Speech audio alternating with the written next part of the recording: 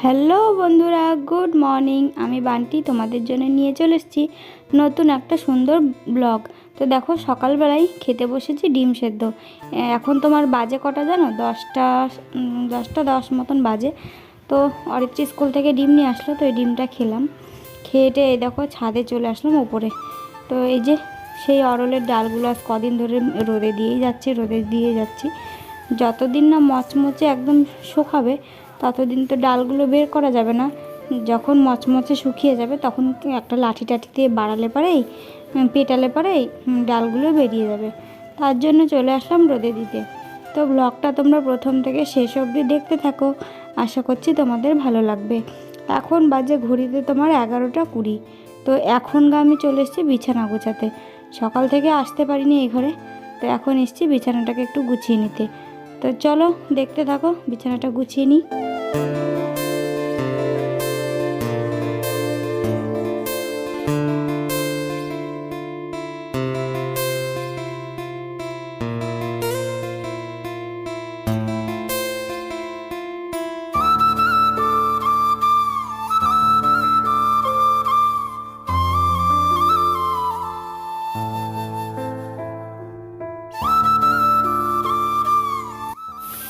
তো বন্ধুরা দেখো, এখানে দুপুরবেলাকার রান্না আমি বসিয়ে দিয়েছি। স্নান করার আগেই বসিয়ে দিলাম, কারণ স্নান টান করে তাহলে একটুখানি ঘুমাতে পারবো, একটু রেস্ট নিতে পারবো।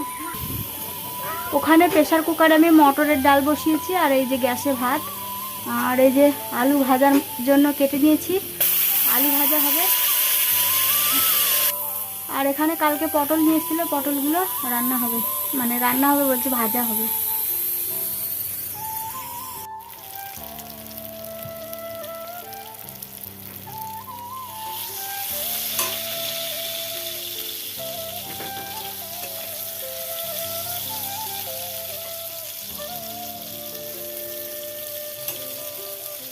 সেদিনকে পটলগুলো নিয়ে এসেছিলো, ভেবেছিলাম মাছ টাছ কিছু একটা দিয়ে রান্না করব, কিন্তু না, সেটা আর হলো না।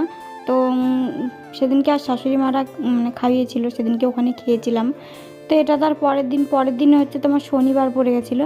তো শনিবারের দিনে দেখো কি রান্না করব, ডাল, পটল ভাজা, আলু ভাজা করে রেখে দিলাম।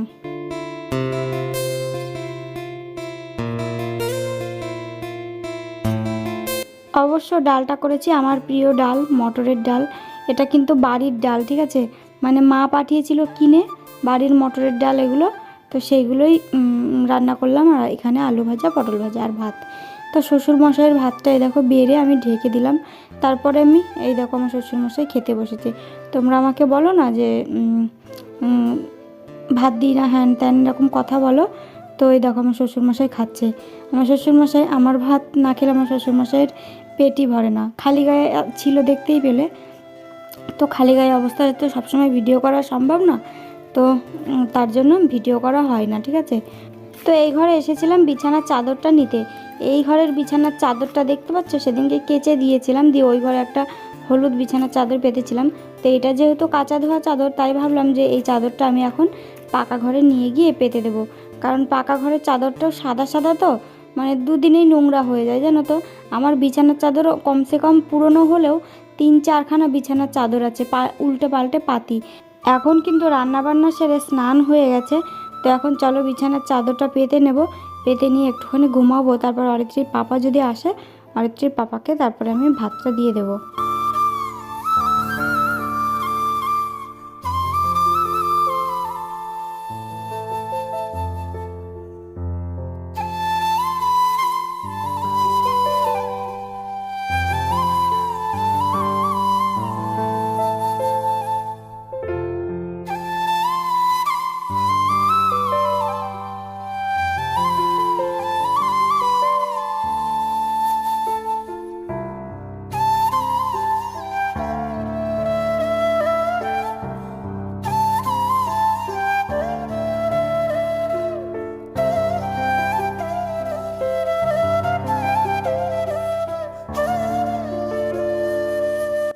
বিছানার চাদরটা পুরনো হলেও বেশ সুতির, তো খুব নরম, আর খুব ভালো লাগে, মানে গায়ের সাথে মিশে যায়, শুলে পারে খুব আরাম লাগে।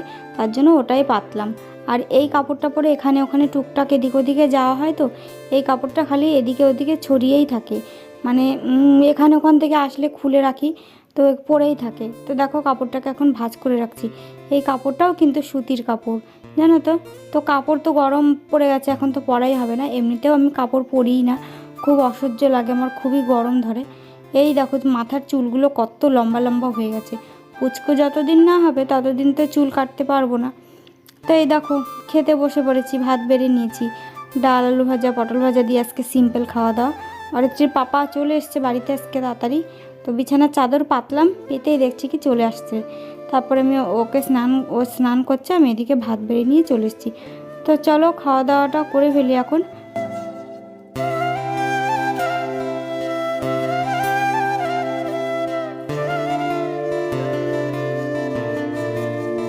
তো এখন সন্ধ্যা সন্ধ্যা ভাব হয়ে গেছে, চলে এসেছি ছাদে। যেই ডালগুলো আমি দেখেছিলে সকালবেলায় রোদে দিয়ে গেছিলাম, সেই ডালগুলো এখন ঝুড়িতে করে ওপরে আবার তুলে নিয়ে যাব। ওপরে বলছি কেন, সরি, নিচে তুলে নিয়ে যাব। এখন নতুন নতুন কদিন ছাদে উঠতে বেশ ভালোই লাগছে, কিন্তু আমার ভীষণ কষ্ট হয়, খুব কষ্ট করে উঠি। কী বলো তো, আনন্দ লাগে তো, মানে একটু উঠি এরকম মনে হয়। তখন আর কষ্টটাকে কষ্ট বলে মনে হয় না, কিন্তু হাত পা লেগে আসে, মানে এইটুকু উঠতেই এতটা কষ্ট হয়। তবু উঠে বসে পড়ি এরকম। তো শাশুড়ি মার লঙ্কাও দিয়েছিল, দেখো লাল লাল লঙ্কাগুলো, সেই লঙ্কাগুলো এখন এদিকে ওদিকে ছড়িয়ে ছিটে আছে। এই লঙ্কাগুলো এখন গুছিয়ে আমি সবগুলো নিচে নিয়ে যাব। আর এই লঙ্কাগুলো না রেখে দিলে অনেক দিন শুকনো লঙ্কা হিসেবে ব্যবহার করা যাবে, জানো। আমাকে কতগুলো দিয়েছে, তো এই লঙ্কাগুলো ছোট ছোট হলেও কিন্তু ভীষণ ঝাল। আলু সেদ্ধ টেদ্ধ যখন ভেজে মাখায় না, তখন ভীষণ ঝাল আর খুব টেস্টি হয়। একদম পুরো দোকানে কেনা শুকনো লঙ্কার থেকেও মানে ভালো আর কি। তো দেখো একদম মচমুচিয়ে শুকিয়ে গেছে। তো এই মচমুচিয়েভাবে শুকিয়ে যদি কৌটাতে করে তুলে রাখে, তাহলে কিন্তু বেশ ভালো হবে, অনেক দিন টিকবে। তো বন্ধুরা এখন বাজে তোমার ঘড়িতে একদম পুরো 6টা। অরিত্রি পড়ে এইমাত্র বাড়ি আসলো, এইমাত্র না তাও আধ ঘন্টা হয়ে গেছে। তো এসেই দেখো বাড়ির হাতের কাজ করতে বসে পড়েছে, ওকে বলা লাগেনি, ও কিন্তু এগুলোতে খুব আগ্রহী, জানো তো, ওকে বলতে হয় না, করে ফেলেছে। অরিত্রি তাকাও, কি লিখছো বলো? বানান। তো বানান লিখছে। তো চলো আজকের ভিডিওটা এই পর্যন্তই। আর অরিত্রির পাপা গেছে একটা দাঁতের ডাক্তারের কাছে, তো শুনতে যে দাঁত তোলা যাবে কি না, কি কোনো ওষুধ দেবে কি না, তো শুনতে গেছে।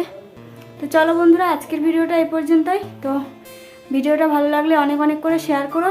টাটা বাই, সবাই ভালো থেকো, টাটা দাও, গুড নাইট না, এখন ইভিনিং, সন্ধ্যাবেলা না, বিছানা চাদরটা পেতে বেশ ভালোই লাগছে। অরিত্রির পাপা দেখো কোনো সময় বসে থাকে না, একটা কথা যদি আমি মুখ দিয়ে একবার বলি সেটা করেই ছাড়বে। এই দেখো আমি বলেছিলাম চৌকিটা একটু বড় করতে, কারণ এখন গরম পড়ে গেছে। গরম তো পড়েইছে, তার থেকে বড় কথা হলো পুচকু আসার আর মাত্র 2 থেকে আড়াই মাস সময় আছে। তো এই 2-2.5 মাসের মধ্যে তো গরম চলে যাবে না, কারণ জ্যৈষ্ঠ মাসের শেষে তো প্রচণ্ড গরম। তাই অরিত্রির বাবাকে বললাম, আমরা যেহেতু গরমে থাকি না পাকা ঘরে থাকি না বলাটাও ভুল, দিনের বেলাটাই থাকি, আর কাঁচা ঘরে যে হচ্ছে তোমার রাত্রে এসে থাকি। আর মানে খুব শান্তি, টিনের ঘরে রাত্রেবেলায় শুলে এত সুন্দর ঠান্ডা, মানে কি বলবো তোমাদের। তো তার জন্যে 4 জনা, তো এইটুকু চৌকিতে আমাদের আটবে না, অরিত্রি, আমি, অরিত্রির পাপা, আবার পুচকু সোনাটা। তো তার জন্য বললাম যে চৌকিটা একটু বড় করো। আমার বুনু যদি আসে, বুনু আসতে চেয়েছে কদিন আগে, তাহলে একসাথে 4 জনা এই চৌকিটাতে থাকতে পারবো, বুঝলে। তাই পুচকুর বাবা হচ্ছে এই দেখো চৌকিটাকে বড় করছে। এই দেখো এরকমভাবে কাঠ মেরে মেরে 1 হাত মতন বড় করলো।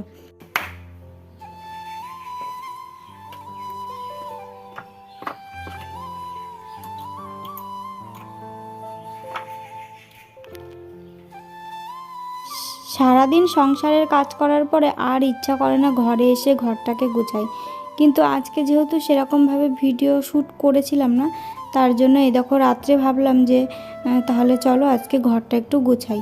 আর এই যে সন্ধ্যাবেলাটা আমি একটু রেস্ট পাই, কাকিমার ওখানটায় একটু গিয়ে বসি, গল্প করি, নাহলে এডিটের কাজ থাকলে একটু এডিট করি। তো আজকে সব কিছু ফেলে রেখে আজকে ভাবলাম যে আলনাটা আগে গুছিয়েই নিই। আর এই আলনার ওপরে দেখছো কত জিনিস, জামা কাপড় থেকে শুরু করে কৌটা কাউটা ঝুড়ি টুড়ি এক গাদা ভর্তি। তারপরে এর ওপরে ইঁদুরে প্রচণ্ড উৎপাত করে, এখানে অনেক জিনিস তো, তার জন্য উৎপাত করে প্রচণ্ড।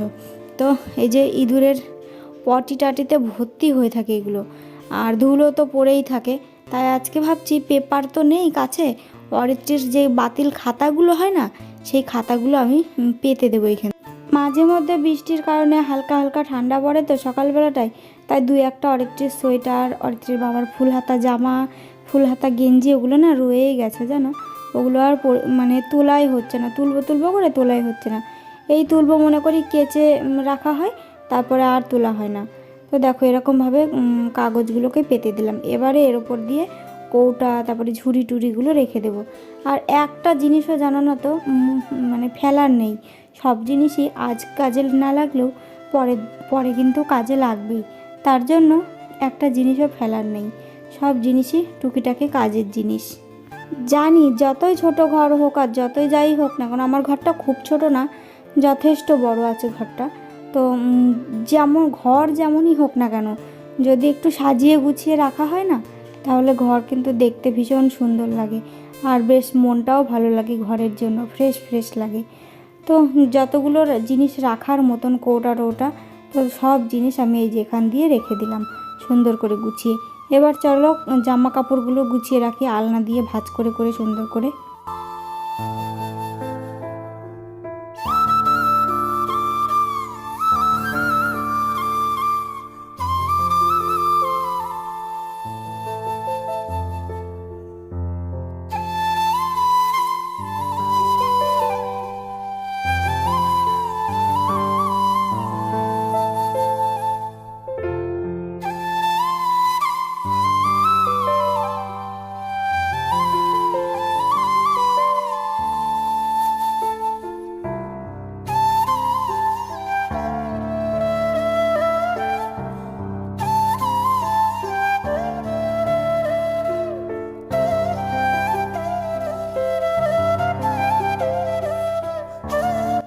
জামা কাপড়গুলো ভাঁজ করে আমি রেখে দিয়েছি সুন্দর করে গুছিয়ে।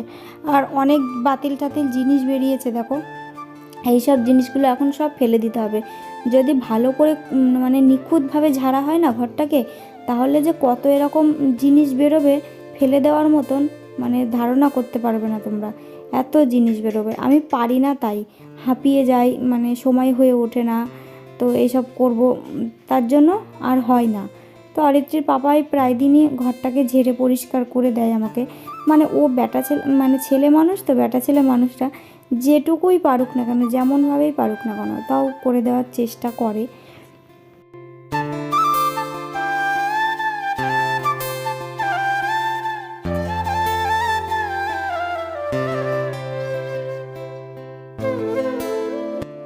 ঘরটা পরিষ্কার পরিচ্ছন্ন করে ঝাড় দিয়ে নিলাম।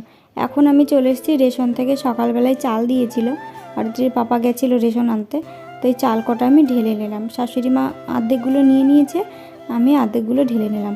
আর এইবারকার চালগুলো যে এত বাজে দিয়েছে, মানে কি বলবো তোমাদের, যেমনি নোংরা চালে তেমনি চালে পাথর, মানে কাকড় আর কি।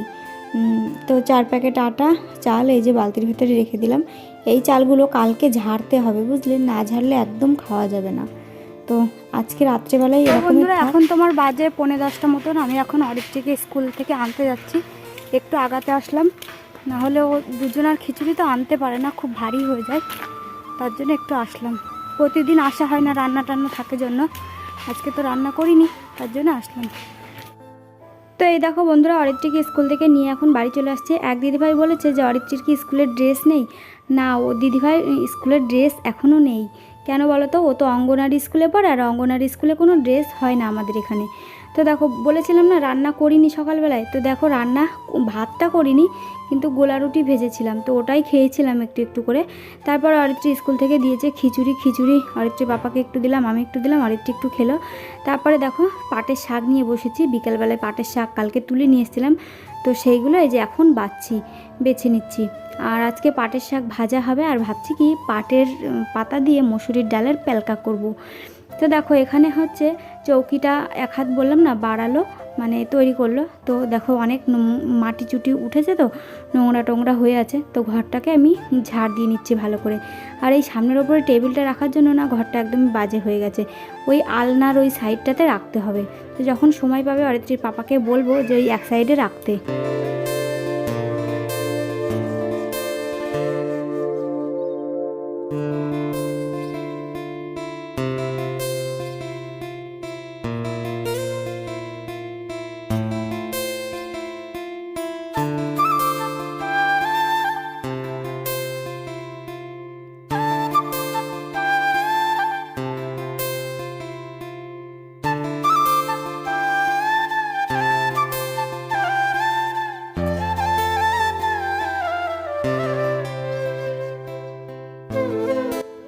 তো বন্ধুরা দেখো, এই যে অরিত্রীর পাপা চৌকি বাড়ানো হয়ে গেছে, 1 হাত মতন চৌকি বড় করলো।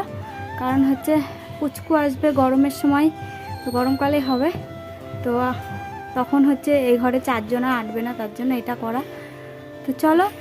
আর এই দেখো এখানে বাক্সটা নিয়ে আসা হচ্ছে, মানে আমার শাশুড়িমার বাক্সটা ওখানে ছিল, তো এখানে নিয়ে এসছে। কালকে টেবিল নিয়ে এসছে, টেবিলের উপরে বাক্সটা রেখেছে। 2 দিনকারের ভিডিও একসাথে আমি দিলাম। তো দেখো এখানে দুপুরবেলায় যে ভাত বসিয়ে দিয়েছে, আর হবে পাটের শাক ভাজা। পাটের শাক ভাজার জন্য একটুখানি রসুন, পেঁয়াজ আর কাঁচা লঙ্কা ভালো করে তেলের মধ্যে ভেজে নিয়েছি। তারপরে এই যে পাটের শাকটা দিয়ে দিলাম। তো আমি এরকমভাবেই পাটের শাক ভাজি, আর আজকে পাটের শাক ভাজা দিয়ে আমার অনেকটা ভাত খাওয়া হয়ে যাবে। আর পাটের শাক ভাজা খেতে আমার ভীষণ ভালো লাগে, তো এখান থেকে শাশুড়ি মাকেও দেবো কিছুটা। আর কালকের কিছুটা মাছ ছিল, জানো তো, 4-5 পিস মতন মাছ ছিল। মাছগুলো ভেঙে চুরে গেছিলো আমি রান্না মানে ভাজার সময়, কেন কি জানি, কড়াই হয়তো কোনো প্রবলেম ছিল, হয়তো তার জন্য ভেঙে চুরে গেছিলো। তার জন্য মাছটাকে আলু ঠালু না দিয়ে শুধু পেঁয়াজ দিয়ে কাঁচা লঙ্কা দিয়ে এইভাবে এরকমভাবে ঝাল ঝাল করলাম, একটু শুকনো শুকনো করে। আর এই যে পাটের পাতার ডালের প্যালকা, তো এটা দিয়ে ভাত খেতে আমার তো ভীষণ ভালো লাগে। আমি জানি অনেকেই পছন্দ করে, আবার অনেকে পছন্দ করেও না। এদিকে দুধটাও আমি জাল দিয়ে নিলাম। তো চলো আজকের ভিডিওটা বন্ধুরা এই পর্যন্তই। আমার ভিডিওটা যদি তোমাদের ভালো লাগে থাকে প্লিজ লাইক কমেন্ট শেয়ার করে আমার পাশে থেকো। টাটা বন্ধুরা, বাই, সবাই ভালো।